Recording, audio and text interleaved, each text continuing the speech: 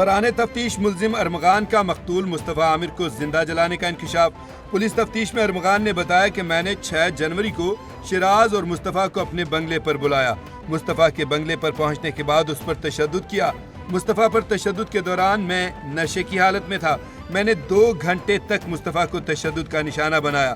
خون بہنے کے بعد نیم بے ہوشی کی حالت میں مصطفیٰ کو ہب لے گئے اور گاڑی کو آگ لگا دی۔ آگ لگاتے وقت مصطفیٰ زندہ تھا۔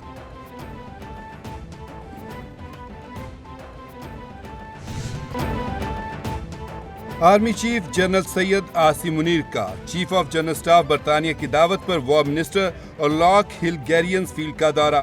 ISPR کا کہنا ہے کہ آرمی چیف کو برطانوی فوج اور ڈیپ ریس اسٹرائک بریگیڈ کی جدید کاری کے منصوبے پر بریفنگ دی گئی۔ برطانوی فوج کی جانب سے AI اور بغیر عملے کے نظام سمیت بہترین ٹیکنالوجیز کی نمائش بھی ہوئی۔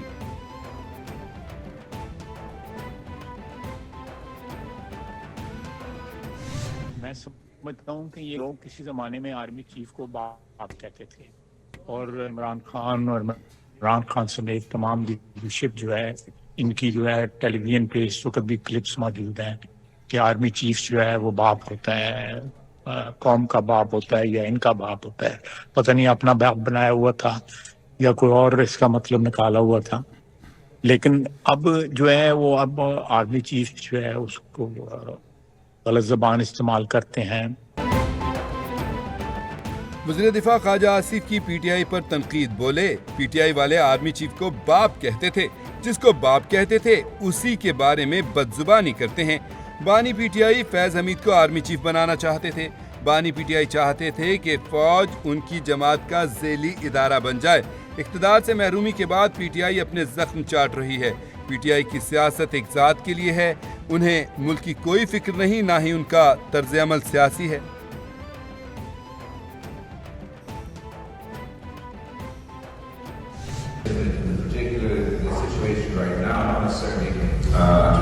Political stability, Balochistan of all things has been the more politically stable province of the rest. Security challenges, absolutely.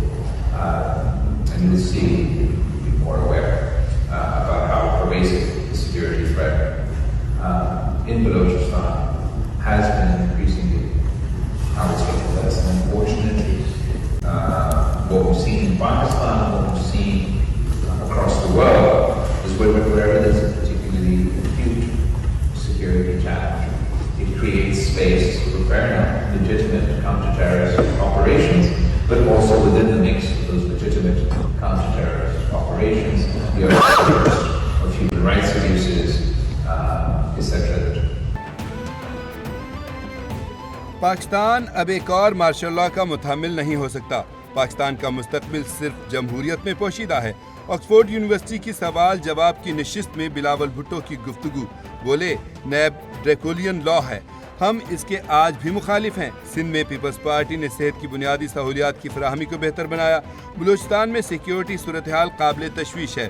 Pakistan کے ایٹمی اثاثے صرف ملک کی حفاظت کے لیے ہیں۔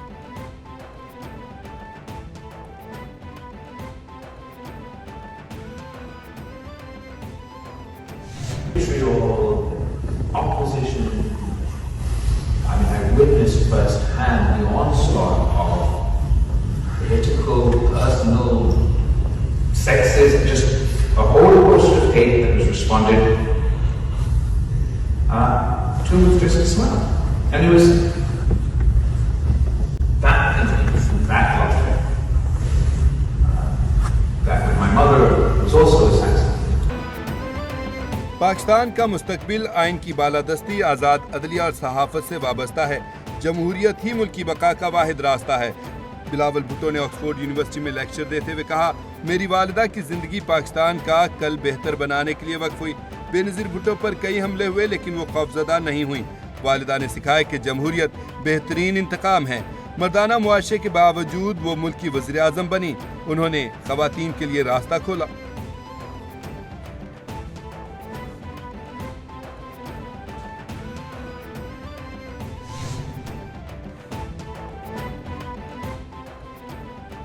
کراچی میں عدالتی حکم پر مقتول مصطفیٰ عامر کی قبر کشائی، پولیس کی بھاری نفری۔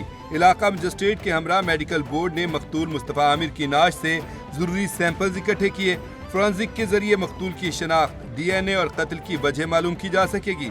कब्र कुशाई के लिए डॉक्टर समिया सैयद की सरबराही में 3 रुकनी मेडिकल बोर्ड तश्कील दिया गया था। मकतूल की नाश को लावारिस करार देकर ईदी की जानिब से किमारी के कब्रिस्तान में दफन किया गया था।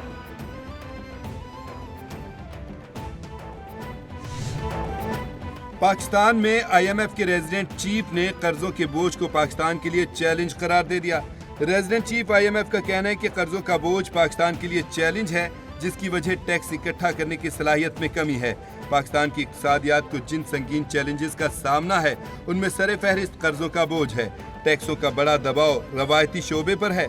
रस्मी शोबे पर माली बोझ की बड़ी वजह मखसूस सेक्टर्स का कौमी खजाने में हिस्सा न डालना है।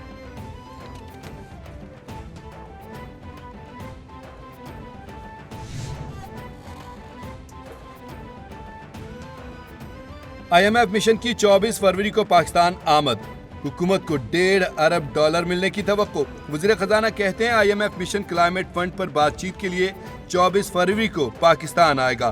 क्लाइमेट फंड की मद में 1 से $1.5 अरब मिलने की उम्मीद है।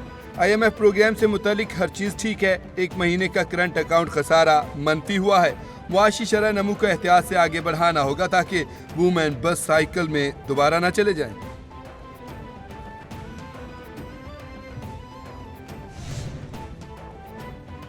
वज़ीर-ए-आज़म की ज़ेर-ए-सदारत बरामदात बढ़ाने के हवाले से जायजा इजलास। वज़ीर-ए-आज़म के आइंदा 5 साल में बरामदात को $60 बिलियन तक ले जाने की हिदायत। मुआशी तरक्की प्लान उड़ान पाकिस्तान विजन का अहम जुज़ है।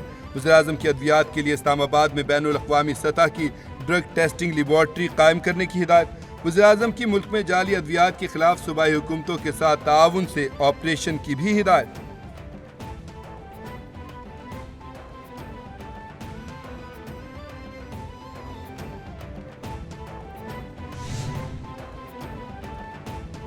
विफाकी वज़ीर इत्तलात अता तारड़ की बहरीन के वज़ीर इत्तलात रमज़ान बिन अब्दुल्ला नईमी से रियाज में मुलाकात। मीडिया ताउन को वुसअत देने, महारतों के तबादले और मुश्तरका मंसूबों को फ़रोग़ देने के अज़्म का इजहार। अता तारड़ का कहना था, पाकिस्तान और बहरीन के बरादराना ताल्लुकात इंतहाई मजबूत और मुश्तरका अक़ीदे, तारीख़ और सक़ाफ़त पर मबनी हैं।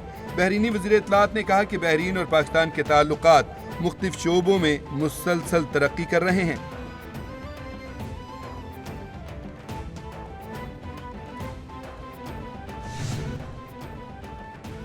भारतीय नैयाद कश्यप पटेल अमरीकी एजेंसी FBI के नए डायरेक्टर बन गए। अमरीकी सेनेट ने नए FBI डायरेक्टर के तौर पर तौसीक कर दी। कश्यप पटेल को 49 के मुकाबले में 51 वोटों से कामयाबी मिली। कश्यप पटेल भारतीय नैयाद अमरीकी हैं। पूरा नाम कश्यप प्रमोद विनोद पटेल है। कश्यप पटेल FBI के पहले एशियाई नैयाद डायरेक्टर हैं। पटेल ट्रंप के पहले दौर में डायरेक्टर नेशनल इंटेलिजेंस और अमरीकी वज़ीर दिफा के चीफ ऑफ स्टाफ भी रह चुके हैं।